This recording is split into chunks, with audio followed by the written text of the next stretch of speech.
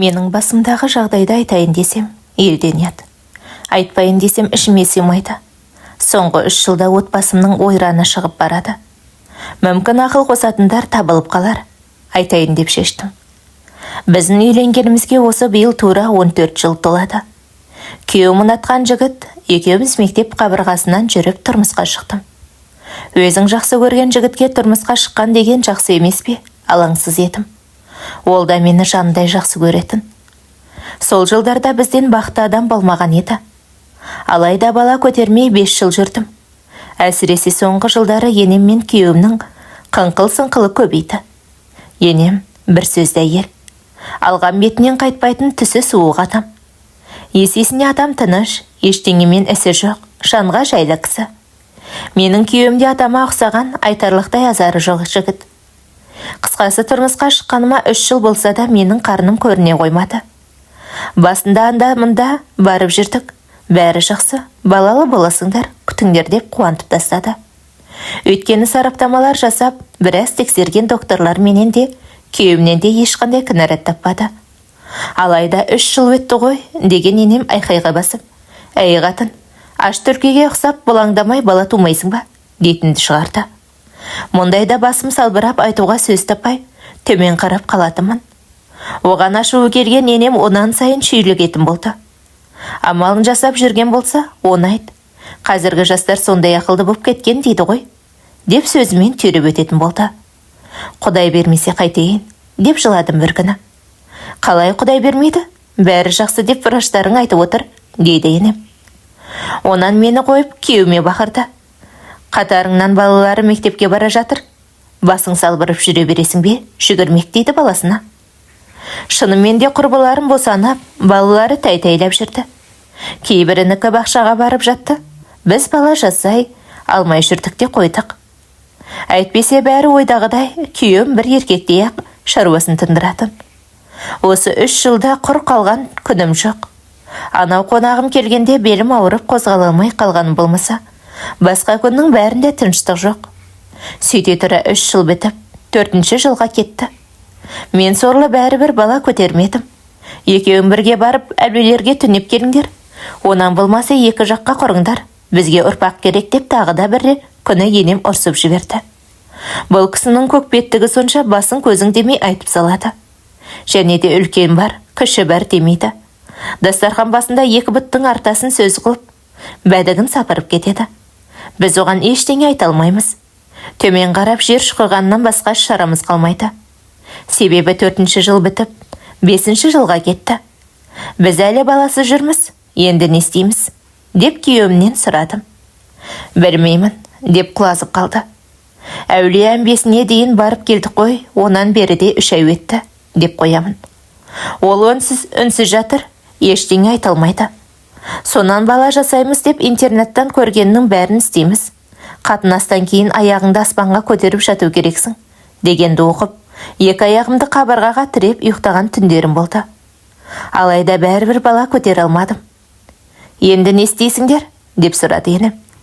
Мен төмен қарадым, күйеуім көреміз деп міңгірледі. Көретін түгі жоқ, мына қатын әдейілеп бірдеңе жасап алған шығар, дейді. Сол жерде жаралы жүрегім зырқ етті. Негізі мұндай сөзді айтатындай бар еді. Өйткені байға тие салып, бала тумаңдар деп, қақсап отыратын кауыштар бар. Енем соларды тыңдап отыратын. Мына қыздың есі ауысқан ба, тумаңдар деген нес? Деп интернеттегі бір блогерді қарғап отырғаны көрінген. Мені де солай ойласа керек. Бірақ мен бейшара тумаймын деп жүргенім жоқ қой, туа алмай жүрмін. Ал тумаңдар деп отырған кауыш болса, әуелі жағдайларында жасап алыңдар. Сонан соң туасыңдар дегендей сарында әңгіме айтқан болатын. Оның сөзі қалада пәтер жағалап жүретін жас келіншектерге арналса керек. Маған түкте қатысы жоқ. Өйткені менің жұмысым бар, үйім бар, келіншекпін. Қазірше енемнің қолында тұрғаным болмаса бөлек үйіміз бары рас еді. Ол ауылдан көшіп кеткен қайнағамыздың үйі. Біз үйленген жылы бөлек шығып, абысыным екеуі қалаға кеткен. Сонда тұрып жатыр. Бұлайша қарасаң баласыз демесеңіз, басқа жағынан 4 құбыласы түгел келіншекпін. Дегенмен 6 жылға өтті, онан 7-ші жыл кетті. Бізде бәрібір бала болмады. Сол үшін соңғы 5 жылда қақбас енемен естімеген сөзім қалмады. Тіпті күйеуім екеумізді жетектеп облысқа шапты. Мына қатын бұтын бекітіп, бірдеңе салдырып алмаған ба деп, өзі апарған доктордан сұрапты. Мұны естігенде қабырғам қайысып, жүрегім қақ жарылды. Енем маған сенбей жүрма сонда, деп жыладым. Қой, жылама сіңлім. Ене деген сондай болады, ойына не келсе соны айта береді. Қандай қатын екені көрініп тұр ғой, деп жұбатқан гинеколог біраз сараптама тапсыруға қағаз жазып берді. Бұл біздің 13-ші рет сараптама тапсыруымыз, бірақ ешқандай нәтиже жоқ деп жылап жеп отырдым. Көріп тұрмын, бірақ тапсырып көр. Мүмкін қандай да бір өзгерістер болған шығар деп қоя салды. Күйеуімді жетектеп жүріп айтқан сараптамаларының бәрін тапсырып кеттік.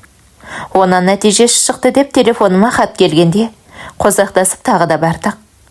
Бірақ онан да ешқандай пайда болмады. Енді не істейміз, деп сұрадым. Білмеймін, деген күйеуім теріс қарап жатып алды. Сен өзің бірдеңе білемін деп айтасың ба, деп айқайлап бердім. Бұл менің 7 жыл дегенде өз күйеуіме бірінші рет дауыс көтеріп сөйлегенім еді. Білмейтін болған соң білмеймін дедім ғой. Мен құдаймын ба, деп ұрсып тастады. Ойбай, тамыз келсе, 7 жыл толады. Әрі қарай не істейміз деймін, жыламсырап. Сол күні маған ренжіген күйеуім ұйықтап қалды. Бізге мына құдай бір бала бермей ме? Басымды ұстап жата кеттім. Мұндайда кімді кінәлайын, өксігім өзегіме тығылды. Бала тумаса мына қатынның күн көрсетпейтін түрі бар. Сөзбен түйреп тисе беретінді шығарды. Күндер зулап өтіп жатты. Енем екеуміздің арамыз ушыға берді. Сөйтіп жүргенде тамызда жетті. Біздің үйленгенімізге 7 жыл толып, 8-ші жылға кетті. Өзімше әлем желіні ақтарып еміз деген болдым. Құрсақ көтер алмай жүрген қыз келіншектер тобына қосылдым. Әркімнің басында әртүрлі жағдай бар екен. Бірінің байынан, бірінің өзінен дегендей. Құрсақ ашпай жүргендер көп екен. Соңғы ширек ғасырда бала көтер алмайтын әйелдер мен белсіз еркектер көбейді. Бұл экологияның нашарлығын кесірі деп жазыпты. Жасырмаймын, мен бірнеше сағаты бар мұғаліммін. Мамандығым жоғары болған соң жалақым да жоғары. Асып-тасып артылып жатпаса да бір басыма жетеді. Атам мен енемнің зейнетақысы тағы да бар. Күйеуімнің табысы бар. Үйленген жылдары су жаңа көлік әпергенмін. Оның да қарызынан құтылдым. Не кредитім, не қарызым жоқ. Баласы жоқ демесеңіз, өте бақытты отбасымын. Шіркін-ай, бір домалақ берсе ғой деймін. Маған. Енем күңкілдей берген соң, мен бейбақ жанымды қоярға жер таппай жүргенмін. Бір күні телефондағы топта әңгіме болды. Пәлен жерде бір кісі бар, бұрын білікті врач болған деп жатты. Қазір үйінде қабылдап жатыр. Өзінің тәуіпшілігі де бар екен дейді. Сол жерде нөмірін жазып алдым. Қыркүйек айы етіп, алдағы демалысқа барсам, деп қоңырау соқтым. Тұтқаны көтерген ер кісі жасымды сұрады. Онан қайда тұратынымды сұрады. 8 жылдан бері бала көтере алмай жүрмін деп ағымнан жарылдым. Аптаның мынандай күнінде келіңіз деп кезекке жазды. Ол кісі бізге жақын тұрады екен. Тек облыстарымыз басқа еді. Сол күні Құдайға сиынып, таң атпай жолға шықтық. Қолыма кішкентай Құран кітап ұстап алғанмын. Құшағыма қысып, Құдайға жалынып барамын. Күйеуім рөлде екеуміз ғана кеттік. Сонымен айтқан уақытынан бұрын барып, кезек күтіп отырмыз. Кіріп шығып жатқан адамдардың қарасы өте көп екен. Бір кезде менің кезегім келіп, әлгі врач ішке шақырды. Бұл үйіне жапсарлас соғылған кішігірім кабинет еді. Сол жерде қабылдайды екен. Сонда тамырымды басып біраз отырған ағамыз, сен қызды не мазалайды деп сұрады. 8 жыл болды аға, бала көтере алмай жүрмін деп шынымды айттым. Қолымнан тартып, анау кереуетке жат дегенде ымдаған ағам, күйеуің бар ма? деп сұрады. Иә, бар аға, 8 жылдан бері тұрмыстамын дедім. Қолына көк түсті резинка қолғап киген аға мені шалқамнан жатқызды. Сонан ана жер, мұна жерімді басып көріп жатыр. Аузыңды ашшы қане? деп сұрады. Шалқалап жатқанын аузымды ашып көрсеттім. Тіліңді шығар, деп үңіле қарады. Оны да жасадым. Содан, так, деп алған ағамыз денемді сипап бастады. Арасында алақанымның жылуын сездің бе? деп сұрап қояды. Ұялғанымнан басымды шайғап қойып, көзім бақырайып жатырмын. Бұл менің екі емшегімнен сипап өтті. Сол кезде аға деп айтып қалдым. Жат қарындасым, көзіңді жұмып жат. Ұялма дейді ағамыз. Сумаңдаған қолы кіндік тұсыма жетті. Тіпті онан төменге сырғып бара жатты. Аға деп қолынан ұстап алдым. Балалы болғың келсе, үндемей жат. Сезіп тұрмын, трубаларыңа қатты суық деген деп қояды. Мен ол кісіден қатты қорықсам да, балалы боласың деген сөзіне сенгім келді. Өйткені бала деп келіп тұрған жоқпын ба, көзімді жұмып. Құдайға жалынып жата бердім. Ағам біраз жеріме қол жүгіртті. Айтпай-ақ қояйын, кофтамды көтеріп, қолын салды. Құдай-ай, мына жерден тезірек кетсем екен деп жатырмын. Қысқасы доктор мені 20 минуттай сипалады. Етпеттеп жатқызып, жауырыннан табаныма дейін массаж жасады. Білмеймін, мұнысы массаж ба, әлде жұмсақ алақанымен сипалау ма. Әйтеуір түсініксіз бірдеңе жасады. Сонан соң үстелге отырып, ақ қағазға жаза бастады. Мен киімдеріммен шашымды жөндеп, орнынан тұра бердім. Дәріханадан мына 2 дәрімен мына майдаласың. Дәрігерлерді күніне 2 реттен 10 күн бойы ішесің. Майда аш қарынға күнде таңертең 1 шай қасықпен ішесің. Сонан соң 2-ші сеансқа кел. Балалы болмағаныңды көрейін деп қолыма қағаз ұстатты. Аға, қолақыңыз қанша берейін? деп сұрадым. Бәлем бер деп айтпай-ақ қояйын, бермесең де өз еркіңде болсын. 2-ші сеансқа келсең болды дейді ағамыз. Қойыңыз аға, қолақы деген бар ғой, бермесе мет болар деп, сөмкемнен 5000-ті шығарып алдына қойдым. Жарайды қарындасым, жарайды. Сен екеуміздің мақсатымыз балалы болу. Яғни саған құрсақ көтеру деп, қалжың шынар алас, айтқан ағам қала берді.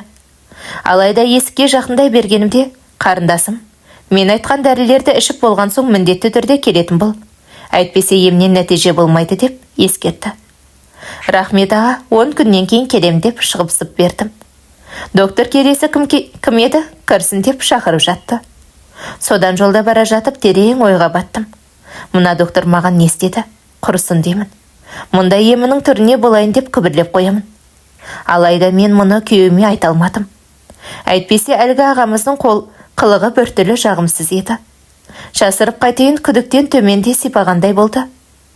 Әбүйір болғанда іш киімнің ішіне қол жүгіртпеді.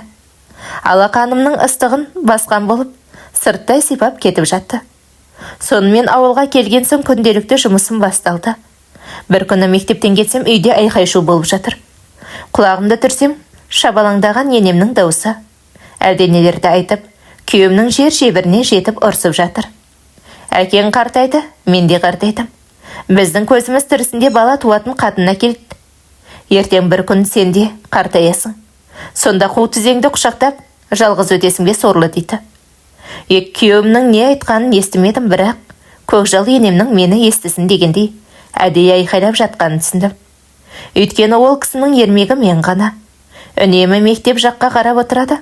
Ол көше біздің үйдің ауласына қарайды. Кім келді, кім кетті, бәрі алақандағыдай көрініп тұрады. Енемнің қысыр келіннің аңдып бастағаны қашан еді. Жұмысқа кетсем де, келсем де, терезеден өңіліп қалады. Мұндайда не айтайын, дым болмағандай үйге кіріп, өз бөлмеме жеттім. Соңымнан бүйірін таянған енем кіріп, әй қатын, өткенде барған докторларыңның не болды, нәтиже бар ма деп сұрады. Берген дәрілерін ішіп жатырмын апа дедім. Қандай доктор?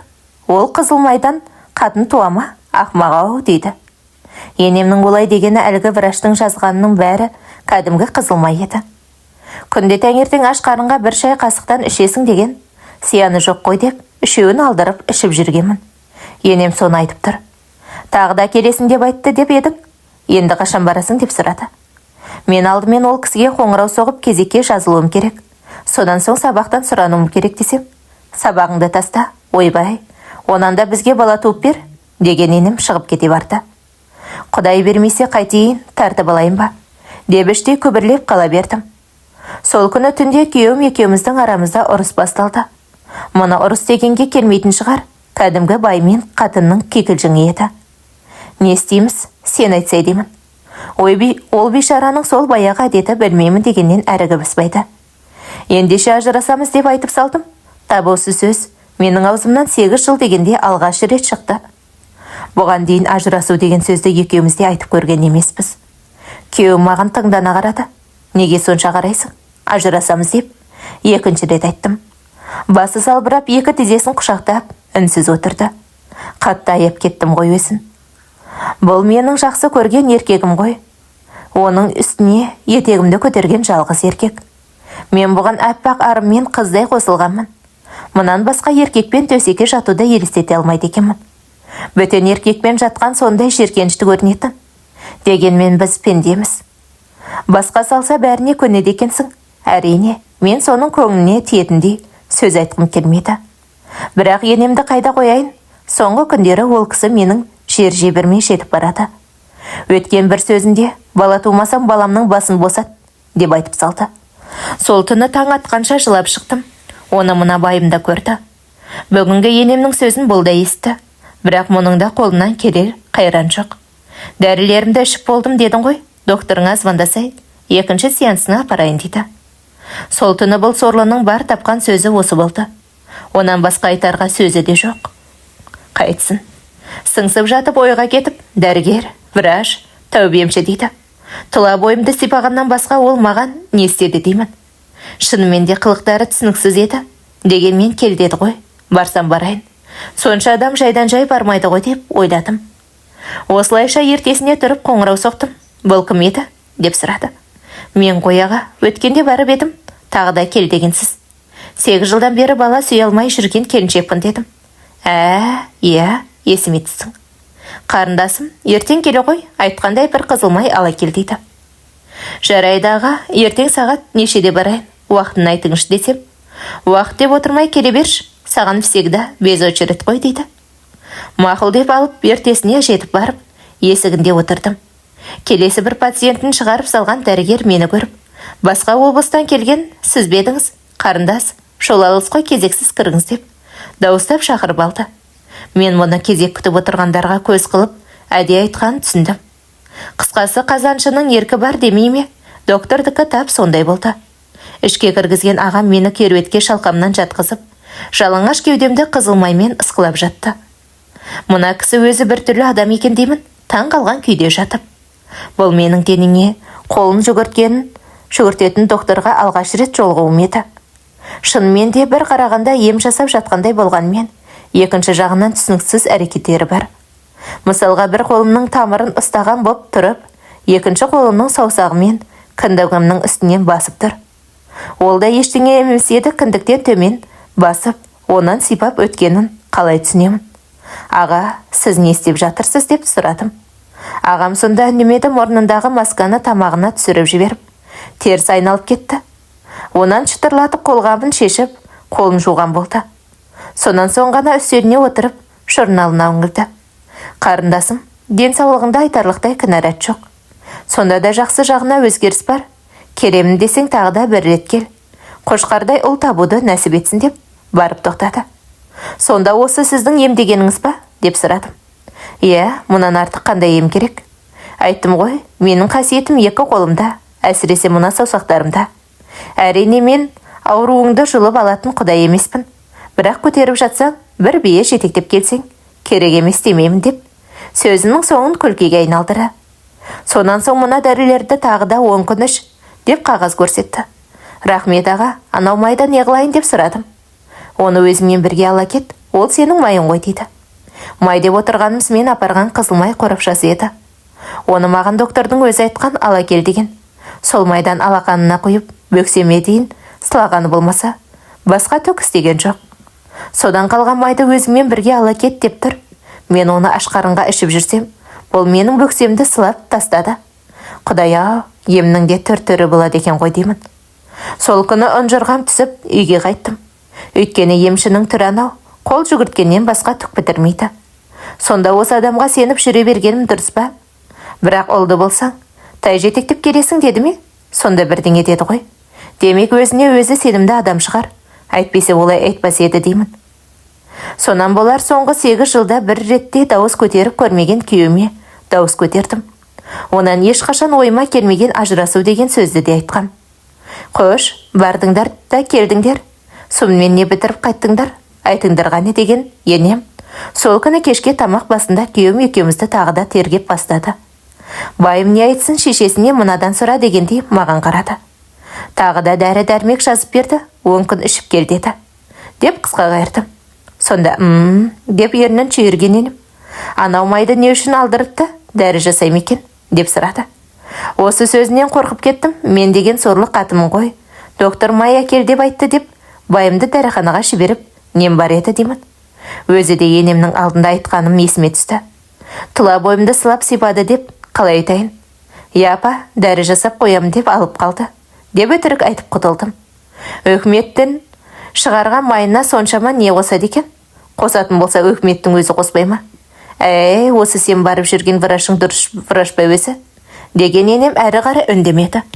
Қысқасы осы жерде де мен оған сөйлемей құтылдым. Өйткені бір ауыз сөз қайтарсам енем шын ұрып, от алып кететінін білемін. Сосын оны тоқтатып көр, аузынан ақ ит шықса, көк ит кіріп тоқтамайды. Сол үшін де бұл қатынды біздің ауыл Айша Баявик дейді. Мектептегі коллегаларымның ондай қатынға қалайша келін болып жүрсің деп сұрағандары көп болған. Менің маңдайыма байым тыныш, бір ауыз артық сөзі жоқ момын жігіт. Келін болсам осы еркек үшін ғана келінмін. Енемнің қылығы өзіне болсын. Түптеп келгенде ол кісі менің емес, атамның маңдайының соры. Сол күні көңілсіз қайтқанымды көрген күйеуім кешке қарай жағдай сұрады. Мамам айтқан врач жайлы мен де сұрайын. Сонда ол сені немен емдеп жүр? Тамыр ұстап көріп, қайтып жібере сала ма дейді. Ол кісі тамыр ұстайды, сосын қай жерің ауыратынын айтады деп шұбырта бердім. Айтқанда не дейді? Пайдасы болмаса барып не керек? Ондайды талай докторлар айтқан жоқ па? Түк шықпайды деді. Жолымда кес-кестеп болмаған сөзді айтпашы осы деп ұрсып тастадым. Тоңқылдамай қоя сал. Барам десең тағы да апарам ғой. Тек пайдасы тисе екен деймін да, деген күйім тым-тырыс болды. Күйіп жүрміз ғой. Екеуміз де күйіп жүрміз. Баланың болмағанына кімге болса да жақсы емес. 8 жыл толып барады. Айтқандай докторға барамын десем, сол адамға барғым келді де тұрды.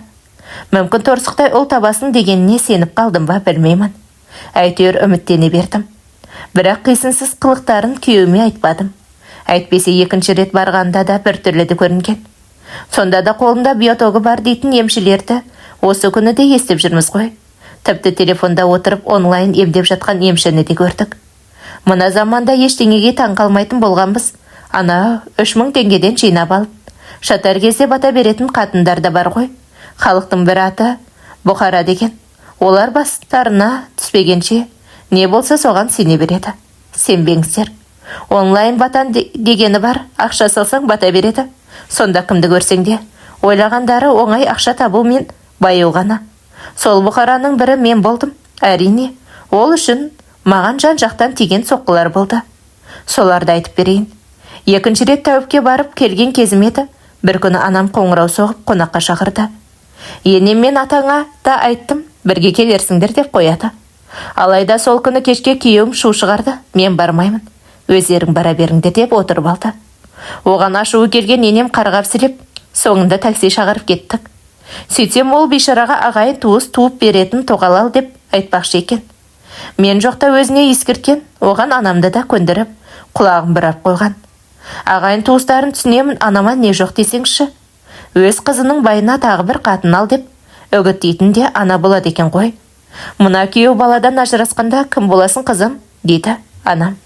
Кім болатынын мен шатақтары болмасын, ол менің жауабымды берсін. Сонан соң 40 қатын алса да өзі білсін деп отырып алдым. Тәйтар, ақмақ болма. Қызым, бұл біздің дәстүрде бар ғой деп қояды. Атам заманғы дәстүрді маған тықпалап әуре болмаңдар. Басқа айтарым жоқ деп шығып күйеуіме қоңырау соқтым. Ол сорлының да іші алай-дүлей боп әрең отыр екен. Келіп алып кет дегеніме, кеткендерің жаңа ғана тамақ жеп болдыңдар ма не дейді. Мен бұл жерден тамақ жемем, үйге қайтамын, келесің бе жоқ па деп сұрадым. Жарайды, келейін. Бірақ сен былай шыға бер, үйдегілер мені көрмей қойсын деген күйеуім келетін болды. Қысқасы менің кеткенімді ешкім білмей қалды. Соңымнан қоңырау соққан анама мен кетіп қалдым, үйдемін деп қоя салдым. Әй қыз, сенің мұның не? Деген анам тоңқылдап қала берді. Ал енді табан тіреп бармай қойған күйеуімнің құпиясын айтайын. Оған себеп алдын ала ескерген екен. Бұл сол үшін бармаған. Сонда тоқал алуға мен қарсы болсам, бұл да қарсы болғаны ғой. Сенен басқа ешкім керек емес, деп тұнжырап отыр. Құдай-ау, жақсы сөз жарым ырыс демей ме? Осын жақында ғана ажырасайық деген сөзді өзім айтып едім. Сол сөзім аузымнан шығып, жағама жабысқандай күйде болдым. Біз бейбақтар ашуымыз келгенде аузымызға келгенде айта береміз ғой. Оның дұрыс емес екенін тап қазір түсіндім. Менің де сенен кеткім жоқ. Тоқал аламын десең, жолыңды байламаймын. Бірақ есіңде болсын, менің басымды босатып алатын тоқалыңды сонан соң аласың деп шарт қойдым. Оны бастап жүрген мамалар ғой дейді. Сенің мамаңды түсінемін, менің мамама не жоқ деп шылап алдым. Рас-ау, жасымда енді 30-ға жеткенде төсегіме тоқал араластырып нем бар. Сол қалғырларды керек қылмайтын қаусаған кемпірмедім. Және де менің білдей бір үлкен мектепте санаттағы ұстаз деген атым бар емес пе? Байым үстіме тоқал алса, не боламын? Екі қаншық бір кесеуге таласып жүреді екенмін ғой. Жалпы осы тоқал алу деген не сән, өзі деймін да. Бір қатынды туғыз алмай жүрген мына сорлы екінші қатынды қайтпек. Алдағы демалыс анау докторға барамыз, дедім байыма. Ол саған 10 күннен кейін келесің деген жоқ па? Барғанымыз кеше ғой дейді. Барамыз деген соң барамыз. Бүгін кеш боп кетті, ертең қоңырау соғып сөйлесемін. Кел десе ертең ақ барамыз. Сол адамның пайдасы тиіп жатыр, деп айтып салдым. Жарайды енді ашуланбашы, барсақ, мынау тұрған жер ғой, деген күйеуім мойын салды, мойын болды. Сол түні жатып алып жылайын келіп, күйеуім көзімнің жасын сүртіп шыбатып әлек. 8 жыл бір төсекте жатқан байыңды басқаға көзің қисын ба? Мен бұл жігітті қатты жақсы көрем ғой. Бұл менің бауыр басып қалған барым мен нарым ғой. Мына төсекте менің орнымда жатқан басқа қатынның бейнесін елестете де алмайды екенмін. Біреудің байына тоқал боп тиетін қыздардың шаштарын жылып, қолдарына беру керек. Анау бәресіне шоқ басу керек. Әй, сен тұрып маған қарашы деп, байымды жұлқып жібердім. Сонда басын көтеріп алара қараған байым. Көзім енді ілінген екен, сонша түртті не болды? Деп шошына қарады. Кім ол қатын? Айт деп шәңкеттім. Қай қатын? Қандай қатынды айтасың? Дейді таңырқап.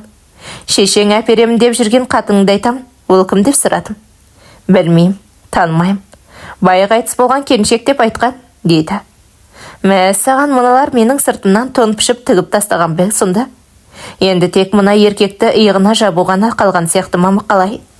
Үндемесің суға бередек деген осы екен. Олай болса мен өзімнің кім екенімді көрсетейін бұларға. Міндеттер анау үй болса, сол үйдің тап бір еденіне сиейін. Қорлығымның келгенін айтпай ақ қойдым. Салғысы келсе салып, алғысы келсе алып жүрген жоқ па бұл? Қысқасы менің тілімді осылай шығарды. Шүйкемнің тозғаны сонша, енемнің әрісі болмасам да берісі боп шыға келдім. Сөйтіп ертесіне ақ доктор ағама қоңырау соқтым. Қалайсың қарындасым? Деп ескі таныстарындай қалсырасып жатыр. Жақсы аға, жақсы. Мен сізге тағы да барғым келеді. Қашан барайын деп сұрадым. Дәрілеріңді ішіп біттің бе? Дейді. Жоқ аға, әлі 6 күн бар, дедім. Ішіп беткенде бірақ келмейсің бе? Әлде келе бересің бе деп сұрады. Оның сұрағанына себеп те бар еді, себеп сол. Дегеннен тағы да барғым келеді деп айтқанмын. Ол сорлы соған үміттеніп қалса керек. Келе ғой қарындасым, келе ғой, деп сыпылдап берді. Ендеше мені кезекке жазып қойыңыз барам десем. Кезек деп отырма, сенде келіншекті 5-3 рет қабылдаймын. Бірақ түс қайта кешкісін кел, деген ағам қуанып қалды. Болдағы, барамын дедім де мектепке сып бердім. Сөйтсем боранды күні боқ қыстайды дегендей, ауданнан комиссия келеді. Деген директор жауап бермей, қап деп барып, сан соғып шарасыз күйде қалдым. Бірақ сол күні түс қайта ағамның өзі қоңырау соғып, қайда екенімді сұрады. Мектептен шыға алмағанымды айттым. Сонда да біршама әңгіме айтқан ағам жанашырлық танытып жатты. Соңында біраз үнсіз тұрып, айттым ғой қарындасым. Тағы да айтайын, сен маған келген кезіңде келе бер, деп тоқтады. Негізі ол ағаға барып, келу түкте емес. Біздің ауылмен арасы 90 шақырым. Бұл деген жақсы жолда 1 сағат уақыт қана. Бұлайша айтқанда үлкен жолға шықсаң таксиден сүрінесің. Тек ауданымыз көршілес, облысымыз басқа-басқа. Қысқасы арадан 1 аптадай уақыт өтті. Келетін комиссиясы келіп, ішіп жеп кетті. Мұғалімдер ақша жинап, көтін керіп, қимастықпен шығарып салдық. Менің балалы бола алмай жүргенімді білесіз ғой, жауап бересіз бе деп директорға кірдім. Білем ғой сіңлім, бір күнге болса барып келе ғой деп жауабын берді. Негізімен ол кісіге демалыс күндерімде барсам да болар еді. Бірақ бір апта күткім келмеді. Өйткені бүгін дүйсенбі десек, тағы да 5 күн бар. Әйтеуір сол адамға барғым келді де тұрды. Аға, қандай май апарайын деп сұрадым. Кез келген май бола береді, дейді ағам. Қызыл май дегенің қымбат, онан басқа қандай май бар деймін. Демек ағамыздың қызыл май деп жүргені өтірік болғаны ғой. Әйтпесе қалаған майыңды әкеле бер деп айтама. Ал енді ертесіне ақ түс қайта ағама барып кезекке тұрдым. Ол кісі кіріп шығып жүріп мені көрді, бірақ шақырмады. Алдыңғы барғандарымда алыстан келдіңіз деп кезектен тыс кіргізген ағам бүгін маған қарамай жүр. Мына кісі маған өкпелеп қалған ба деп отырмын. Неге десеңіз, менімен қатар отырғандардың бәрін бірінен кейін бірін шақырып жатыр. Шақырылмаған мен ғана қалдым. Күйеуім көлікте қалған, ұйқыны сойып жатқан шығар. Әншейінде қашан шығасын деп бірнеше рет қоңырау соғатын ол да тым-тырыс. Әйтеуір бір кезде кабинетінен шыққан ағам көрінді. Жас шамасы өзімен қарайлас бір кісімен сөйлесіп келіп, жанынан өте берді. Сәлеметсіз бе аға деп басымды изедім. Сіз отыра тұрыңыз, мен қазір келем деген ағам әлгі кісіге еріп кете берді. Алайда арадан көп өтпей қайта келіп менімен амандық сұрасты. Онан күте тұр қарындасым, мен мына баланы қарап жіберейін деп, анадай жерде баласын құшақтап отырған келіншекті шақырып кіріп жетті. Сол келіншек шыққанда мен жалғыз отырдым. Өйткені менен басқа адам қалмады. Ал соңынан еріп ішке кіргенімде шалқамнан жатқызған ағам әдеттегідей емін бастады. Сонда бұрынғы әуені басқан емші ағам менің барлық жерімді сипалап тұрып, күйеу бала не жұмыс істейді деп сұрады. Күйеуім пәлендей жұмыста, өзім мектепте мұғаліммін аға дедім. Бұл сенің 3-ші рет келуің. Қолымнан келгенді жасап жатырмын. Дегенмен ең әуелі Құдайдың қолында. Алайда сен қыз балалы боласың, мен соны сезіп тұрмын дейді. Рахмет аға, рахмет. Егер мен сіз айтқандай балалы болсам, сізге 1 жылқы мінгізем деп айтып жатырмын. Оны қойшы, біздің басты мақсат сенің көтергенің. Сендей әдемі келіншекті бала болу керек деген ағам. Мен сенен ашып сұрай алмап едім. Айыпқа бұйырмайсың. Күйеуіңмен бәрі жақсы ма деп сұрады. Жақсы аға, бізде бәрі жақсы деп қойып жатырмын. Жақсы болғанда қандай, сонда күнде бар ма, әлде аптада қанша рет деп сұрады. Ағамның мұнысын басында түсінбей қалсам да, соңында не сұрап тұрған білдім. Бірақ бөтен еркекпен ондай тақырыпта сөйлесу ұят екенін білемін. Сонда да маған бала керек, ол доктор. Доктор сұрағанда ұялмау керек деп, күнде күнара бар ғой аға деп айтып салдым. Әрине қарындасым, әрине сендердің возраста тап солай болу керек. Ал енді сен маған мынаны айтшы, менің емім ұнап жатыр ма деп сұрады. Білмеймін аға, маған пайдасы тисе болды деп көңілімдегін айттым. Ұнауы тиіс, бірақ ұнаса да қыз келіншектер ұнады деп айтпайды. Егер саған ұнамай жатқан болса, мен осы жерден тоқтата салайын дейді ағам. Мұнысына не деп айтарымды білмей, ұят қысып біраз жаттым. Үндемегенің ұнады дегенің ғой, солай ма қарындас деген ағам жалғастыра берді. Мен де көзімді тарс жұмып жата бердім. Ағам сонда тіпті де өршіп кетті. Саусағын іш киімнің ішіне салмаса да, екі жағынан жанап өткізіп жатыр. Әрине Туруси дегеннің балағы жоқ, саусағы кәдімгідей қынабыма тиіп жатыр. Бірақ мен сонда да үндемедім. Бетімді білегімнен басып жата бердім. Ағам қайта-қайта жанды жерімді сипай берді. Қынапта инфекция болса немесе қатты суықтаса, міне мына жерде саусағыңның ұшымен басып тұрып жібересің, қалсаң қатты ауырады. Деп кіндігіммен қынаптың ортасын басып тұрып жіберіп қалды. Мен оған қыңқ демедім. Ағам онысын 3 рет қайталап, қынағымың таптаза қарындасым деп саусағын сонда барды. Шыны керек, ол кісі маған ешқандай қисынсыз нәрсе істеген жоқ. Сөз салып төсекке де тартқан жоқ, немесе кездесіп тұрайық деп те айтқан жоқ. Істегені саусағын салып, қынабыма массаж жасады. Оны да жұқа қолғаппен жасады, бітті. Соңында болды қарындасым, тұра ғой. Тағы да келемін десең келе бер. Бірақ алдын ала нөміріме қоңырау соқ деп шығарып салды. Меңзен күйде барып, көлікке отырдым. Ауыл арасы 90 шақырым дейтін. Үйге жетемін дегенше көзін мінітті. Сондағы ағамның жасағаны басқаша еді. Ол кісінің алақанында кәдімгідей ыстық бар. Ыстық алақан жалаңаш тәніңе тисе ұнамайшы, қызық екен ғой. Ол кісінің сөзі де, өзі де қызық. Ал сипалағаны бәрінен де қызық. Сол күні көңілім тасып отырып, ұйқылы ояу үйге жеттім. Бәрі жақсы еді, бәрі ойдағыдай еді. Алайда қабағына мұз байлаған енем шай басында бәрін құртты. Не бітіріп келдіңдер? Деп бастады. Емделіп келдік десем, несімен емдейді екен? Деп түн кетті. Сол жерде мұның соңы айқай болатынын білдім. Білдім де үндемей отыра бердім. Қатыныңмен қозақтасып әр тәуіпке қаңғығанша басқа қатын ал деген енем мені қойып баласына шүйлікті. Енемнің мінезі бұрыннан белгілі ғой, бірақ 8 жылда менің алдымда бұлай сөйлемеген еді. Бүгін ашықтан ашық айтып, көзімше баласына қатын ал деп отыр. Мұндай қорлыққа қалай шыдайсың? Менің басымды босатып, сонан соң алатын қатыныңды ала берсін, деп айтып салдым. Құдая, осы бар ғой. Менің шешем ақмақ. Өткендегі ісіне өкпелеп әрең жүргенмін. Аттың басын жібердім. Ақмақ болмаса қызын үйіне шақырып, байыңа тоқала бер деме. Менің айтарым осы, балаң басымды босатсын. Сосын 10 қатын алса да бәрібір деп айқайға бастым. Тілің сумаңдаған сен қатынның көзіңді құртамын дейді енем. Құртамын деп әуре болма, бұл үйден өзім-ақ кетемін дедім. Кететін болсаң сені біреу ұстап тұрма, дейді. Сол жерде қойыңдаршы болды деген күйеуім шығып тайып тұрды. Оның соңынан ілесе кеткен енем аузына келгенді айтып, бұлапыттап, от дерді. Осыдан кейін жаюлы дастархан жаюлы күйінде қалды. Шай-шайнекте ет табақта қалды. Мен де бөлмеме барып жатып алдым. Бірақ бұрынғыдай ағыл тегіл жыламайтын болдым. Айналама қабағымды түйіп, қарайтынды шығардым. Бұрынғы тәп-тәтті тілім удай ащы тілге ауысты. Қайтейін, қалай қылайын? Менің тілімді енемнің өзі шығарды, әдесі мәдегін келіп тұратын. Сөйтіп жүріп арадан 3 ай өтті. Қыңқ десем, күйеуімде безіп кететін болған. Енем ол өз алдына жүрген бүлік әлемге айналды. Әйтпесе күйеуімнен сұрадым, бір емес, бірнеше рет сұрадым. Сенен басқа ешкім керек емес, дейді.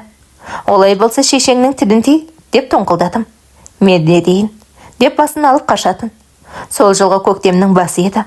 Ағама қоңырау соғып, қал сұрадым. Амансың ба? Деді, үндемей қалды. Ағам мені танымай тұрма дедім. Мен ғой аға, мұғалім келіншекпін дедім. Иә таныдым. Қарындасын таныдым деп жалпақтап бастады. Астанада жүрмін, аптадан кейін боламын дейді. Мақұл аға, келгенде айтыңыз, мен сізге барғым келіп жүр деп емеурін таныттым. Негізі бұл кісіге 3 рет барып, түкте шипа көрмедім. Сонда да осы адамға барғым келеді де тұрды. Білмеймін, сылап сипағанын сағынған сияқтымын. Әрі қарай бармаса, сылағанда тұрған не бар деймін. Сипаса қолында биотогы бар емші емес пе? Бару керекпін. Өйткені берекесі жоқ, мына үйден шаршап кеттім. Енемнің отырысы анау, байымның жүрісі мынау. Онан басқа мені түсінетін ешкім жоқ. Көп қыздар онысымен, анасымен сырлас. Мен бейбақ анаммен де сөйлеспеймін. Өткендегі сөзіне өкпеледім. Сен маған араша түспейсің бе деп ұрсып бердім күйеуіме. Бұл бейшараның қойшы сен, дегеннен басқа айтатын сөзі жоқ. Әкең сияқты ез екенсің деп шекіп жібердім. Олай демесен, деп шалт қарады. Өзің ойлашы, осы кезге дейін мен саған қатты сөйлеп көрдім бе? Әлде шешеңе сөйлеп көрдім бе? Сөйлеген емеспін ғой. Бірақ мұнан кейін сөйлейтін боламын дедім. Сонда кінәні кімнен іздеп жүргенімді өзімде білмеймін. Ол бейшара адуынды еркектей қауқары бар жігіт қой. Сонда кінә менен болғаны ма? Жоқ, менен емес, сенен. Менен болса қаншама докторға бардым, біреу болмаса біреу айтар еді ғой. Анау ағамда барлық сараптамаларымды қарап шығып, денің сау деген. Ертең емші ағаға апарасың, жұмысыңнан жауап сұрап кел дедім күйеуіме. Жауап бермейтін шығар, көктем болған соң жұмыс қауырт болып жатыр дейді. Сонда да сұрап көр, берсе бергені, бермесе өзім барамын деп моншаға бардым. Ал енді ертесіне үлкен жолға шығып, таксиге отырдым. Қарасам ешкім жоқ, бүгін адам болмаған ба деп қоямын. Аға, деп есікті тықылдаттым. Жауап берген ешкім болмады, жаймен ашып басымды сұқтым. Кабинетінде ағам жоқ екен. Телефонымды алып, қоңырау соқтым. Иә, жақсы, қазір барам деп қоя салды. Осы бүгінгісі де бұрынғыдай болды. Ағам барлық жерімді сипап оқылап берді. Менен басқа ешкім жоқ қой аға, деп сұрадым. Ұзақ жолдан түнде келдім, ұшаққа билет болмай, пойызды қайтып едім. Қатты шаршаппын, сол үшін адам қабылдамадым дейді ағам. Менің сізге келіп жүргеніме 4 ай болды, бірақ мен көтермедім деп сұрадым. Құдайдың бұйрығы бар, сол күні көтересің дейді ағам. Аға, сіз маған шыныңызды айтыңызшы. Бұл менің күйеуімнен емес пе? Сіз оның да сараптамаларын қарап шықтыңыз ғой, деп сұрадым. Мен де соны түсінбей жүрмін, деген ағам мұндай шайттың арагідік кездесіп тұратынын айтты. Сонан соң әңгімеміз басқа арнаға ауысты. Өйткені енеммен арамызда болып жатқан проблемамды айттым. Шариғат бойынша мұқтаждық болса да болмаса да мұсылман адам 2-3 қатын алуына болады дейді. Ол заман өтіп кетті деп қоямын. Қысқасы қарама қарсы отырып, біраз сөйлестік. Соңында орнымнан тұра беріп, басқа күйеуге тисем, балам болатын шығар. Аға, себебі менің денім сау ғой, деп сұрадым. Әлі жассың ғой, тағы да біршама күт, қарындасым болмай жатса көрерсің дейді ағам. Шынымды айтайын, осы барғанымда ағама берілемін деп бармадым. Бірақ қарсы алдымда бола алмайтын халде бардым. Алайда массажын жасап, бойымды біраз балқытқан ағам әріге бармады. Осының өзіне қанағат деп мен кеттім. Осылайша күндер сулап өте берді. Ағам айтқандай бала көтермедім. Сонан соң ағамда ұмыт бола бастады. Айтқаны келмеді деп өкпелеген болдым. Сөйтіп жүргенде жаз бітіп, күз келді. Қарбалас мектеп қайда басталды, енемен арамыз ушыға берді. Өз асын өзі пісіріп жеп, жатып қалатынды шығарды. Бір күні жұмыстан келсем үй алдындағы кереуетте төсегім тұр. Біраз дүниені шығарып үйіп қойыпты. Ырымдап алған бесігім де бар еді. Оны да шығарып лақтырыпты. Бұл не қылғаныңыз? Деп кіріп бардым. Айтқаныма көнбейді екен, ондай баланың керек жоқ. Әне төсектерің, әне киімдерің, өкшелеріңді кетіріңдер, деді енем. Ол аздай, өз қолым өзім, өз көтімді тазалауға жетеді. Қызметің керек емес, кет жоғал дейді. Бұл біздің бет жыртысып, бетіміз ашылып кеткен қыз еді. Аттың басын мен де жібердім. Сонда қатты долданған енем аяқ киім лақтырды. Онысын өзіне қайтып лақтырдым. Екеуміз екі кештің ортасында біраз жерге бардық. Сөйтіп арпалысып жүрсем біреу келіп, иығымнан түрткендей болды. Жарт қарасам артымда атам тұр. Келінжан, мына кілтті алып, ана үйге бара қойыңдаршы деп, сыбырлап жалынып тұр. Қолынан жұлып алып қалтама сүңгіттім. Бірақ ол үйде бір жас қыз тұрады. Соған жалға бергенмін. Сол түні көлігімізге жүгімізді тиеп, сонда бардық. Енемнің ойы бізді ажырастырып жіберіп, баласына басқа қатын әперу. Оған баласы қарсы, мені жібермеймін дейді. Енем оны менен көреді, қысқасы күтпеген жерден мен осылай бөлек шықтым. Қаладағы абысыным қоңырау соғып, қалысырап жатты. Айтпай-ақ қойшы, мен де оның талай қызықтарын көргенмін. Шыда, келін, сабыр ет дейді. Ал енді ертесіне-ақ біздің ауыл шу ете қалды. Мектептегі өсек, бір бөлек. Кеткенің дұрсақ, сенің енең жауыз қатын деп сыбырлағандар болды. Сонымен бөлек кетсем де аштан өлмейтінімді білдім. Айтып ем, жалақым біраз мұғалімнен жоғары болатын. Күйеуім де жұмыс істейді, оның да табысы бар. Үлкен үйде айналдырған екеміз ғана. Бір бөлмемізде медик қыз бар. Мен ол қызды сіңлімдей көріп, достасып кеттім. Ол менің сырласым мен мұңдасым айналды. Бала асырап алсаңыздар болады ғой тәте, дейді бір күні. Ол әрі сауап болады, әрі бала болады, және де үкімет ай сайын ақша беріп отырады. Салық төлемейсіз, біраз лөготтар қарастырылған, дейді сіңлім. Мұны естіп алып, сол түні-ақ бала асырап алайық дедім күйеуіме. Алсақ алайық деп қоштай жөнелді. Осыдан кейін бала аламыз деп сыр жүгірдім. Негізі жетімдер үйінен бала асырап алуды өзімде білетінмін. Бірақ өзімнің құрсағымнан үміттеніп жүрген едім. Алайда уақыт өте келе үмітім үзіле бастады. Сол үшін біраз есік қағып, сыр жүгірдік. Өйткені біздің елде жетім баланы алуда оңай емес екен. Ең бірінші ақыл естерің дұрыс деген справка керек деді. Оны апардық.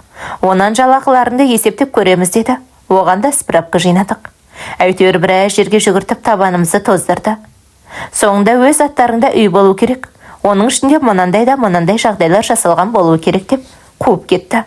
Міне осы жерге келгенде енем біздің аяғымызды тұсап, үйдің құжаттарын бермей қойды. Ол құжаттарды сотқа берсем де ала алмайтынымды түсіндім. Себебі үй атамның атында болып шықты. Енем тірі тұрғанда атам бізге құжат бермейді. Бергісі келсе де бере алмайды. Осылайша бала асырап алсақ деген арманымыз көкке ұшты. Аяқ асты үй сатып алатындай ақшамыз болмады. Басында баспанаң болмаса бала бермейді. Ол үшін арнайы заң бар екен. Бір сөзбен айтқанда 4 құбылаң тең болуы керек деген сөз. Бала туу проблемасы онан мектеп проблемасы деп басым қатып жүргенде саршынақ аяз соққан желтоқсанның соңы болды. Бұл 2-ші тоқсанда аяқтап, жаңа жылға дайындық басталған кез еді. Үйіме барып келемін деген үйдегі сіңлім такси келеді деп қалған.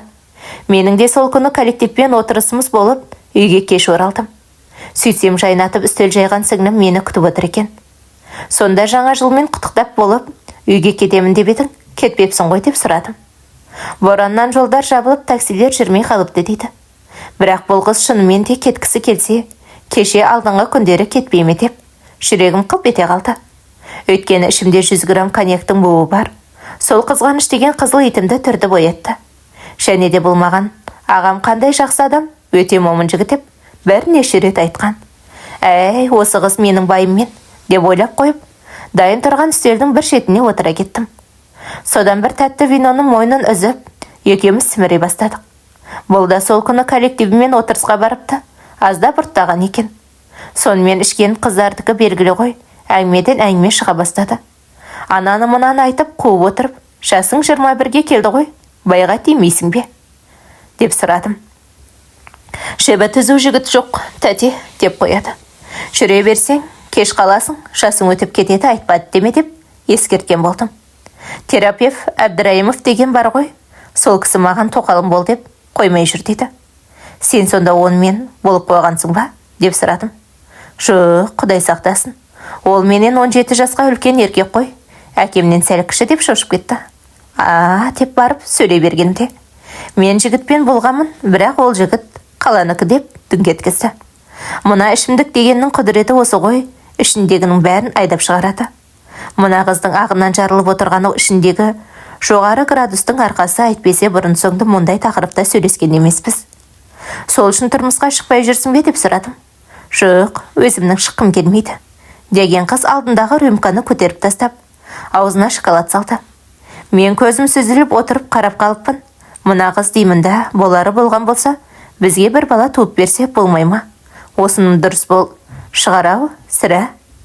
Мен қарнымда байлап жүрсем, кім біліп жатыр? Мұндай жолмен балалы болғандар бар ғой.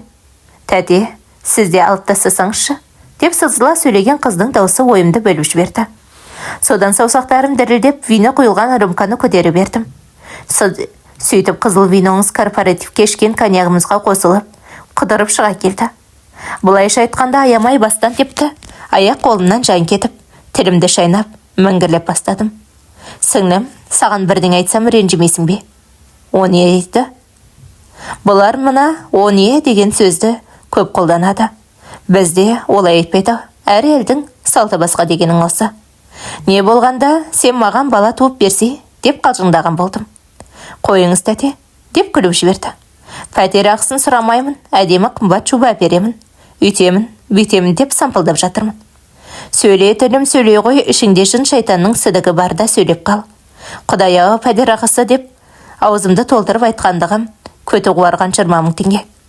Бір үйдің бір бөлмесінде тұрса, одан артық не сұрайсың? Оның өзі ят сияқты көрініп жүрген. Жоқ ей тәте, қайдағын айтпаңыз, қойыңызшы дейді. Сонан соң жанына жақын отырып, сіңлім, бұлай болсын. Екеуміз апалы сіңлі болайық, мен саған көмектесіп тұрайын. Бәрібір тесіксің ғой, деп айтып жатқандарым есімде. Әрі қарай аяғым аспаннан келіп, аударылып түсіппін. Ол не айтты, не қойды білмеймін. Тек таңертең оянғанда қатты мас болғанын түсіндім. Төсегіме айналдыра құсып, оның үстіне аунып тастаппын. Мәссаған, мені біреулер ұлағатты ұстаз дейді ғой. Менің құсып түшіп жатысым мынау. Қандай жеркенішті еді. Басым дыңылдап ауырып өліп барамын. Миымның ішінде мың еркек көкпар тартып, төбелесіп жатқан сияқты. Оның жоқ екенін білгенде, әрең жатсам да орнынан атып тұрдым. Алайда өзім жеркеніп барамын. Бөлмемнен шығып ваннаға жүгірдім. Бет жүзімді жуып, киімдерімді ауыстырып, төсек шапқышымды кір жуғышқа лақтырдым. Сонан соң ғана байымды іздеп, коньяк бөлмеге бардым. Түнде үстел сол қалпында қалыпты. Анау бұрышта бүк түсіп жап-жас қыз ұйықтап жатыр. Ол да құсықтан күнде қалмапты. Жатқан жерін шайпап тастапты. Әкеңнің үйінде жатырсың ба, менің байым қайда деп сұрауға шақ қалдым. Өзім әрең жүрмін, басым сынып барады. Содан тәлтіректеп барып телефонымды алдым да байымды іздедім. Папаның жанында қалдым ғой, сенде бәрі жақсы ма? Корпоративің қандай болды? Деп сұрап жатыр. Жақсы өтті дедім, деп жата беттім. Әрі қарай сөйлесетіндей шамам жоқ. Байымның әкесінің жанында жатқанына қуандым. Мына қыздың жанында жатқанын көрсем не болар еді деймін. Көзім бақырайып жатып, әрдеңелер еміс-еміс есіме түсе бастады. Маған бала туып бер деп, мына қызға айттым ба деймін. Әлде ол менің түсім бе деп. Жоқ, түсім емес, өңімде айтқан сияқтымын. Егер айтқан болсам деп, өзімше есептей бастадым. Бұл бізден бар жоғы 8-ақ жасқа кіші қыз. Анау өзінен 17 жасқа үлкен шал терапевт қыңқылдап жүр деді ғой. Оған қарағанда біз мұнымен қатарлас құрдастар сияқтымыз. Сол күні ұзақ бұл қыз ұйқысынан тұрмады. Қонақ бөлменің есігін қапсыра жауып, мен де ауырып жаттым. Мына сайтан алғыр арамсыздықты неменеге сонша іштім екен деймін. Анау күнде шетін маскүнем еркектерге рахмет дейін. Олармен бір төсекте жататын қатындарына да мыңда бір рахмет. Бұл арақта адам қызығатындай тәтті дәм болмаса, ішшең абыройында айрандай төксе, ертесіне өлейін деп ауырып жатсаң, мына жұрт осы пәлеге неге сонша құмыра? Кешке дейін тырп етпей жаттым, өйткені қозғалуға шамам келмеді. Қыз жатқан қонақ бөлмеге кіру түгілі есігін ашқым келмейді. Ашсам жүрегім айнып қысып жіберетін сияқтымын. Ал мынау қыз сес шығармай әлі жатыр. Ауыл сорлы өз бөлмесіне жете алмай отырған жерінде құлаған. Бүгін мереке ғой, бүгін 31 желтоқсан. Телефоныма біраз адам қоңырау соғып хабарлама жазыпты. Оған қарайтын мен бейбақта шама жоқ, құттықтаған анама да жауап жазбадым. Үйге қайт, сен жаныңда жатсаң, әкең тұрып кете ме деп жаздым күйеуіме. Бір айдай болды атамыз ауырып, төсекті артып жатқан. Сол үшін күйеуім күнде күнара барып, келіп жүретін. Төсек тартып жатыр дегенге мен де бір рет барғанмын. Сондан соң қайтып есігін ашпадым. Онда да құдайдан қорыққанымнан барып едім. Обалына не керек? 8 жыл бірге тұрып, атам маған бір ауыз қатты сөйлеген емес. Атам өте жақсы адам. Пайғамбар өткен жасқа жеткенде дертке шалдықты. Күйеуімнің үйінде түнеген себебі осы еді. Қысқасы күн кешкіргенде меңіреу боп жатқан қыз оянды. Ваннаға барып салдыр-гүлдір шомылып жатыр. Әйел адамның арсыз судан ішкені дұрыс емес-ау деймін. Мені қойшы, ішімде күйегім бар. Бір балаға зарықтырған шерім бар. Мына қызға не жоқ деймін. Әбүйір болғанда байым келемін дегенше қыз қонақ бөлмені тазалады. Терезелерін ашып, кесе шайнектерді ас бөлмеге тасып жүр. Оны салдырлатып бір шеттен жуып жатыр. Одан зырылдатып шаң сорғышты қосты. Сөйтіп біраз күйбеңдеп жүріп, менің бөлмемнің есігін қағып, тәтті, ашшылау қып, сорпа пісірейін бе дейді. Не пісірсең де, ашшы бірдеңе жегім кеп жатыр, деп дауыстадым. Ағам келемекен деп сұрады. Мына қыздың ағасында не жұмыс бар, ағам деп тұрғаны менің байым ғой. Ағаң әкесінің үйінде не пісірсең де тезірек пісірші, қарным аш дедім. Жарайды тәте, ағам келмейтін болса екеміз ғана пісіремін, деген қыз ас бөлмеге барып қазан көтерді. Біраз жаттым да басымды ұстап, соңынан бардым. Әртүрлі дәмдеуіштер қосқан сіңлім буын бұрқыратып сорпа қайнатып бастады. Тесіле қарап біраз отырдым. Осы қызға түндегі сөзді бекер айтқан сияқтымын деймін. Шынымды айтсам, айтпағанымды нақты білмеймін. Бірақ бәсе деп қоямын, айтқан болсам сіңлім маған сол жайлы айтар еді ғой. Бұл кешегі күн қатты боран болып, жолдар жабылып қалғанын айтып жатыр. Қысқасы өзім айтып, өзім қызғанып, басым ашылғанда бұлқан-талқан болдым. Сол үшін өзі үндемесе, өзім айтпаймын деп шештім. Ал егер айта қалса, папиянке деп шуып шаймақшымын. Өйткені қазіргі жастарға сенім жоқ, бұларға ақша болса болды, оның үстіне қымбат шуба дедім бе.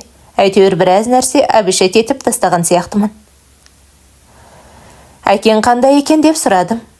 Әкем жақсы деген күйеуім сырт киімдерін шеше бастады. Сенің сол әкеңнің орнына шешең ауырса болмай ма деп шәңкеттім. Үстел басында отырған сіңлім басын көтеріп таңдана қарады. Бірақ екеуі де дымын демеді. Содан бет жүзін жуған күйеуім келіп үстелге жайғасты. Шешең тамақ бермеді ме? Деп кекеттен болдым. Күйеуім сонда да үндемеді. Сіңлім тұрып бір кесе сорпа құйып алдына қойды. Онан үстел шетінде түннен қалған тәттілерді ысырып қойды. Жаңа жылдық демалыс бітсе қалаға алып кетемін. Әкемнің жағдайы ауыр дейді күйеуім.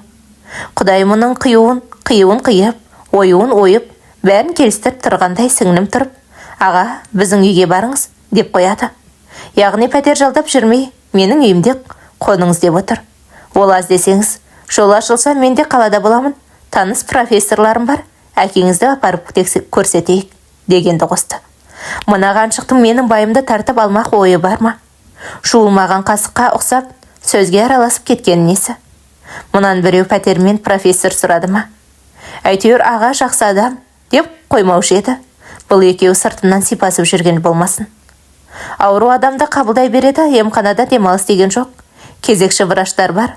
3 қаңтар күні апарамыз деп ескерткен болдым. Сабағың ше, дейді күйеуім.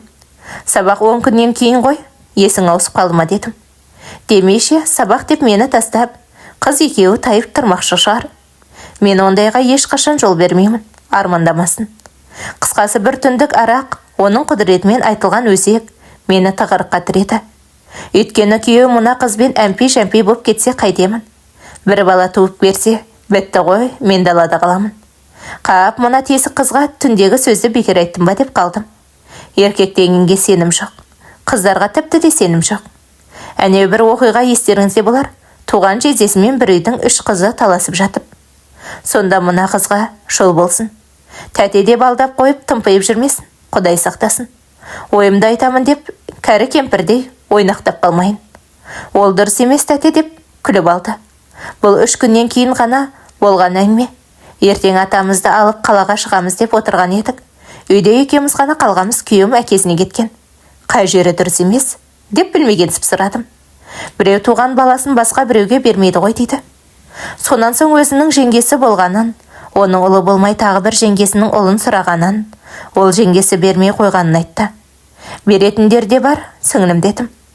Білмеймін, бар болса бар шығар. Бірақ мен өзім туған баламды ешкімге бермес едім дейді. Әрі қарай суррогат ана болу, Құдайдың бұйрығына қайшы келетінін айтқан қыз. Бір жағынан қуантып қойса, екінші жағынан ойландырып қойды. Өйткені менің байымнан туып алама деп қорықтым. Айтып болмайды, мына заманда бәрі де мүмкін. Сосын бала туып берген қызды өз үйіне кіргізіп алады. Мына үйді сатып жібереді. Бұл деген не құшағыңда байың жоқ, не құндағыңда балаң жоқ. Қу басыңмен далада қалдың деген сөз. Сол үшін мына қызға байымның тамақ шайын бермей-ақ қой деп айтуым керек. Соңғы кездер сондай болып барады. Мен жұмыста кезде шай тамағын беріп, қарнын тойғызып қояды. Бүйте берсе бір күні құшағынан бір-ақ шығарады. Қыз емеспін, қалалық бір жігітке бердім деп, ұялмай айтқан қыздан жақсылық бола қоймас. Өзінің тесік екенін өзі айтып, сол үшін қайғырмайтын тексіз қыздан қорқу керек. Мен сорлы алданып қалсам, қарабет боламын деп қатты қорқушы едім. Әйтпесе универде жүргенде қипақтаған жігіттер болды ғой. Ал мына қыздың ұялатында қайғыратында түрі жоқ. Тіпті ұялмайды да. Сіңлім келісім шартын қашан бітеді еді? Әлде создырдың ба деп сұрадым. Мұны да өзі айтқан. Тағы 5 жылға отырсам деп жүрмен деген сол үшін сұрадым. Өйткені бұл қыздан ертерек құтылу керек. Әркім әртүрлі ойда болар, бірақ сол кездегі менің жағдайым өзіме ғана аян болатын. Байға тигеніме бірнеше жыл болды. Бізде әлі де бала жоқ. Мүмкін біреулер күлер, біреулер білер. Бала болмаса сезімнің де суитыны рас екен.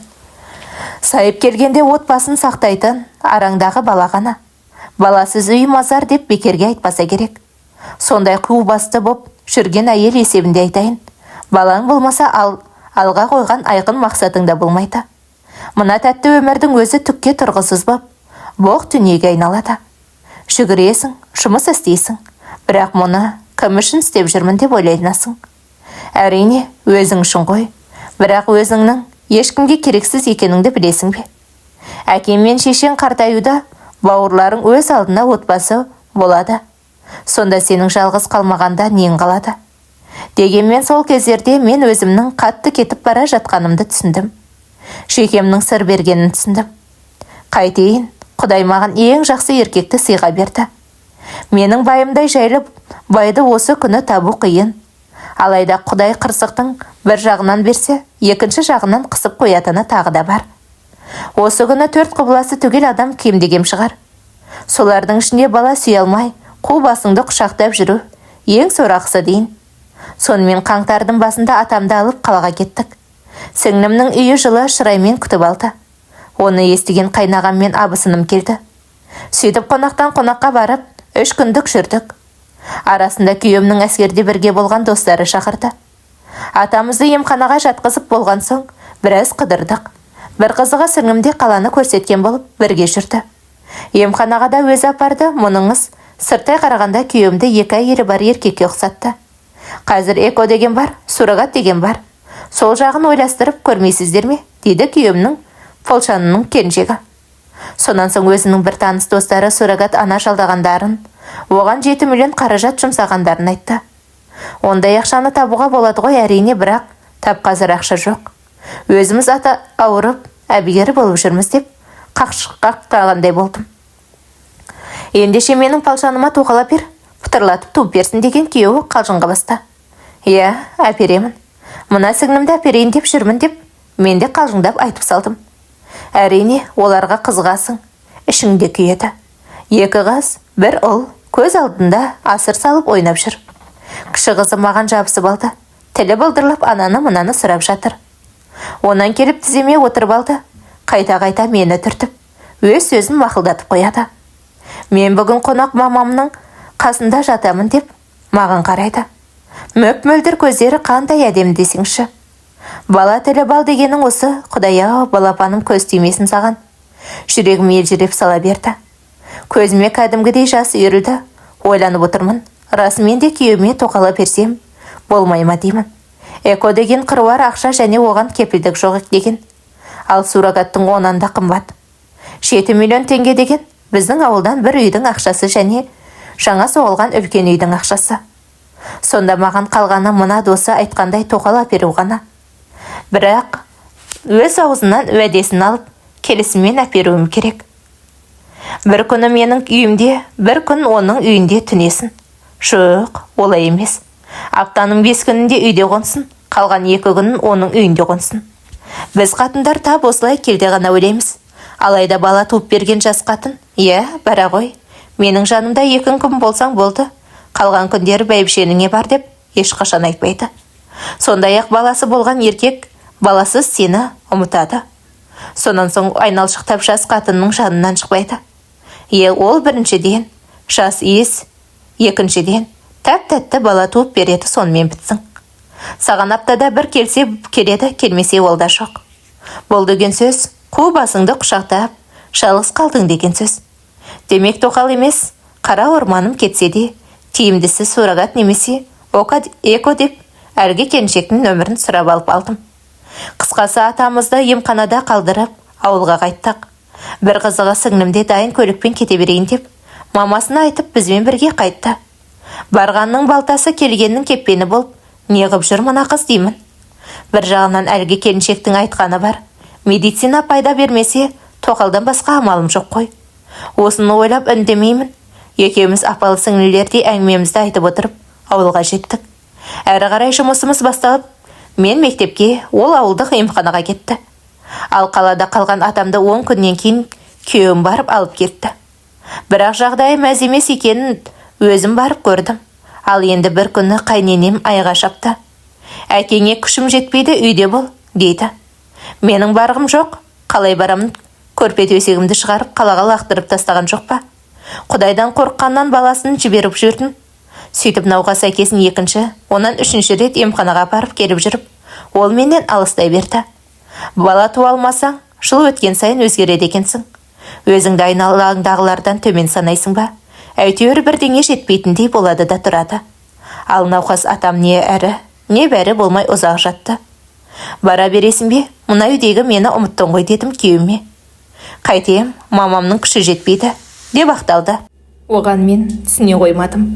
Айқайлап ұрсып бердім, қатты ауыр сөз айтпаған сияқты едім. Сонда да күйеуім менен безіп кетті. Безген жоқ, шешесі жібермей қойды. Сөйтіп әкесін сылтауратып апта келмеді. Бір күні мектептен шығып іздеп бардым. Әр атамның халін сұрайын деген ойым болған. Барсам шынымен де атамның киімдерін ауыстырғалы жатыр екен. Енем бір жаққа кетіпті, содан ыстық суын жеткізіп беріп, көмектесе бастадым. Күйеуім әкесін жуындырып, киімдерін ауыстырды. Күн кешкіріп қалған еді. Кеттік, қайтамыз үйге жүр дедім. Мамам келмей бара алмаймын дейді. Ауыл арасына кеткен шығар. Келер, жүре ғой дей үйге десем. Әкемді жалғыз қалдырып кетемін бе, сен өзің бара бер дейді. Жарайды, шешең келгеннен үйге бар, деп тапсырып шығып бара жаттым.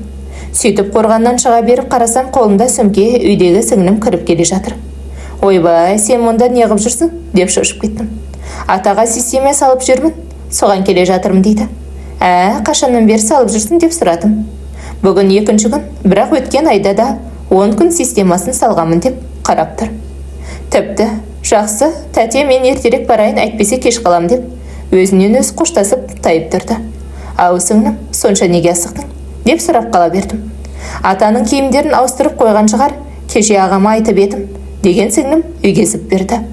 Мына қаншықтың науқас атама ине шаншып жүргені рас шығар, бірақ менің байым мұның өзіне ине шаншып жүрген болмасын. Мен қайда жүрмін, бұл қайда жүрсін да. Мен мұны үйіме жатқызып жүрсем, бұл мына жаққа келіп алған ба? Мұның әкесіне ине салып жүргенін күйеуім маған неге айтпайды? Болмаса мына қыздың өзі айтса болмай ма? Жоқ, екеуі де дым білдірмей, сыртынан сөйлесіп жүр. Сіңлім, системаңды салып болсаң, үй жаққа келші, әңгіме бар деп жазып жібердім. Мына қыз мен кездейсоқ көріп қалған соң, амалсыздан айтты-ау деймін. Өйткені айтты да табанын жалтыратып тайып тұрды. Сонан соң күнде барып кетіп, жүрген әкесінің үйіне кіргендей кіріп кетті. Бөтен үйге бөтен адам тап солай кіріп бара ма? Соңынан сағалап қарап көрдім ғой. Айтқандай, мамам келсін деп байым, мен алдағанша, анау қатыным келсін деп ашып айта салмай ма? Әрине араларында бірдеңе болған соң айтпай жүр. Қап бәлем, тоқтай тұр, сен қаншық.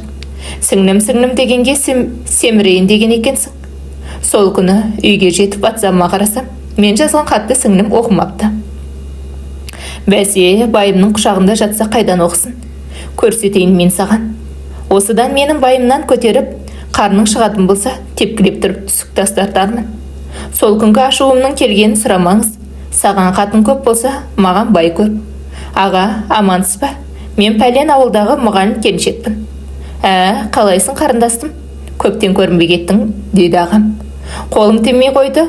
Бөлек шықтым, оның үстіне атамыз ауырып қалды деп айта бергенде.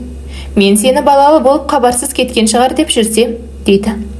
Олай болса жақсы болар еді. Аға, мені қашанғы жазасыз деп сұрадым. Сен қыз келгенде келе бер, тек алдын ала қоңырау соқсам болды деген. Ағам мен қашан барсам да қызмет көрсетуге дайын екенін айтты. Болды аға, болды, хабар өзімнен болады деп қуанып қалдым. Сенде қыз айтса болды, ләппай құлдық деймін, деген ағам олдан да қуанышты екенін айтты. Бұл кісіге бармағалы қай заман, арадан қанша жыл өтті. Сонда да мені даусымнан танып тұр. Сірә, мені бұл кісі ұмытпаса керек. Мен де ол кісіні ұмытқан жоқпын. Аялы жұмсақ алақаны ешқашан есімнен кетпеген. Қынабыма дейін қол жүгіртіп еді. Несін жасырайын? Онысы маған ұнаған еді. Егер мына екеуінің бірдеңесін сезсем, тап осы ағама жүгінемін. Ондай еркекті ауылдан емес, алыстан іздеген жақсы. Ауыл іші өсек аяңға жақын болады.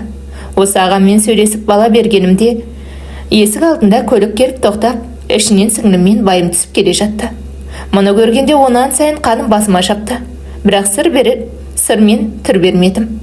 Қызғанышым қайнап тұрса да күлімсіреп шығып қарсы алдым. Әрине, үйде әкем жалғыз қалды деген күйеуім үстелден дәм татып шығып кетті. Мына ақымақты қарашы деймін, іштей ызаға булығып. Өз үйінен өзі дәм татып кетіп барады. Ақымағым-ау, асықпа сен, менің де тәнімнен дәм тататын еркектер табылады. Мен мұндай қорлыққа шыдамаймын десем де, үйге кірген сіңліме ештеңе демедім. Ешқандай көрсетпей шайға шақырдым. Бөлмесіне кіріп киімдерін ауыстырып шықты. Атаның жағдайы мәз емес, тәте көпке бармайды деп қояды. Мен онан атамның жағдайын сұрағандай, жасы келді ғой енді, дедім. Жасы келді деуге болмайды, 70-ке жеткен жоқ қой. 50-дегі еркекті біздің қазақ жігіт ағасы деп айтады, тәте дейді. Жоқ сіңлім, 40-тан кеткенді жігіт ағасы дейді. 50-ден кеткенді ел ағасы дейді деп түзеткен болдым. Сонан соң екеумізде тамаққа бас қойдық. Көзімнің астымен қарап қоямын. Сіңлім толықсып, ажарлана түскенде көрінді. Мына қаншық бала көтерген болмасын, көтерген келіншектер бастапқы айда толысып алады. Мына қызды толған қызыдай томпиып отыр. Мына сіңлімді еркелеп жүрген мен ғой, шынында да бұл біздің квартирант қана. Сіңлім өткенде айтқаныма ренжімеш деп кешірім сұрағандай болдым. О не еді? Дейді. Өткенде екеуміз отырғанда бала туып бер деп айттым ғой, соны айтам деп қойып қалдым. Жоқ, ренжімеймін ғой. Бірақ бала туатын болсам, ешкімге бермеймін дегенде жүрегім сырқ етті. Тоқтайын, тап осы жерден тоқтап, тақырыпты ауыстырайын. Әйтпесе мен бұл қыздың шашын жұлып, қолына берем. Бұл қаншық маған екі қабат сияқты көрініп тұр. Атама укол салып бер деген кім? Деп сұрадым. Енеңіз қоңырау соғып, өтініш жасады дейді. Сен оны маған енең деп айтпа, ол қатын нағыз құдайдан тапқыр қатын ғой деп түрімді суыттым. Сіңлім маған таңнана қарады, енем екеуі сөйлесіп жүргендері анық қой. Тіпті бұл қыздың біздің үйде тұратынын да енем біледі. Бірақ нөмірін кім берді екен? Таптым. Мен оны да таптым. Мұның нөмірін осы үйдегі ағасы берді. Айтқан шығар, укол салады деп мақтаған шығар. Демек шешесі екеуі мені шеткеш ысырғысы келіп жүрген анық. Сіңлім, мен ертең жол жүрем, анау ауылдағы емшіге барып келемін дедім. Барыңыз, барып келіңіз, мен де ертең күнімен жұмыстамын дейді. Сол күні WhatsApp-ма шығып, байыма біраз ұрсып алып, ұйқыға кеттім. Ал ертесіне жуынып, шайынып, түсқайта ағама тарттым. Ағама әдеттегідей тағатсыздана күтіп отыр екен. Ескі таныстардай қуана қарсы алды. Азын-аулақ қалжағдай сұрап болған соң, ұзын үстелге жатқызып, ем-домын бастады. Ұнайды, рас айтамын, ұнайды маған. Әсіресе балтырымды сипағаны ұнайды. Бірақ байы бар қатынға бере салу оңай емес. Көкейінде бәрі бір, ұят пен қорқыныш қатар тұрады. Тағы да айтамын, басың бос болса бір жөн, байың барда өте қиын. Сонан соң ағамда әріге бара қоймады. Егер алғашқы қадамды өзі жасаса, көрермін деп мен жаттым. Әрі-бері уқалаған ағам сол күні түк бітірмеді. Болды қарындасын, тұра бер деп сырт айналып кете барды. Сүтке тоймаған лақтай болдым да қалдым. Тап сенде емшінің емінес сейін осы. Көт сипап, ақша табатын сорлы адам екенсің. Саған қайтып келсем, атам лағнет болсын. 5 000 беріп шықтым да тайып тұрдым. Енді бармаспын деп өкпелеп келемін. Сол күні кештен мамам келді деген байым үйге қайтты. Сөйтсем әкең қисайып қалса, артымыз ашылып қалар. Мен керек жарақты әкеліп қояйын деп, енем қалаға кеткен екен. Оған еріп қайнағаммен абысыным келіпті. Ал енді айтайын, өз ием, өлең төсегім дегендей, өз байым өзімдікі ғой, мауқымды басып, құмарымды қандырдым. Құрысын ашуға беріліп бұлай кетіп қала жасағанымды қарашы. Бірақ мына қыздан бірдеңе сезсем, анық кетемін. Бұл бұтқа кіріп жатқанда мен отқа жалынып жатар жайым жоқ. Осы күні ойлаймын, менің солай арам ойға кетуіме қызғанышымнан басқа тағы да бір себеп бар еді. Оныңыз мен осы баланың болмауын байымнан көретінім. Бірақ құшағына кірсең, жаныңды алып жан қалтаңа салып жібереді. Байымның соншалықты қайраты бар. Сонда да бөтен еркекпен болып көрсем деген ойым болған. Ауылдан емес алыстан, неге олай ойлайсың десеңіздер, бұл сенің байыңнан ғой. Басқа байға тиіп, туып ал, ертеңнен ақ туатын жастан өтіп кетесің. 30-дан кетсең деп сыбырлап жүрген келіншектер болған. Мүмкін осылардың да айтқандары дұрыс шығар деп ойлайтынмын. Негізі дұрыс қой. Байымның жақындары қатыныңнан десе, менің жақындарым байыңнан дейді. Сөйтіп бір-бірімізден көріп, өміріміз өтіп жатты. Ал уақыт өткен сайын қорқыныш пен үрей қатар басады. Кетейін десең байыңды қимайсың, қалайын десең бала керек. Сосын әртүрлі ойға барасың. Әбүйір болғанда мен ондайға барғаным жоқ. Әйтпесе бөтен еркектің тусам ше деп ойлағаным рас. Алайда бұлай қипақтағанда еркектер болып тұрды. Тіпті өз коллективімнен де екеуі болды. Сонда да арамдыққа бой бермей, байымнан күтіп жүрген едім. Сөйтсем менің байыбек енем бар емес пе? Бірінші бөлімнің соңы әңгіменің жалғасы бар. Зейін қойып тыңдағандарыңыз үшін алғысымыз шексіз. Әңгіме ұнаса лайк басып, комментарий қалдырып кетіңіздер. Және жақындарыңызбен бөлісе кетіңіздер.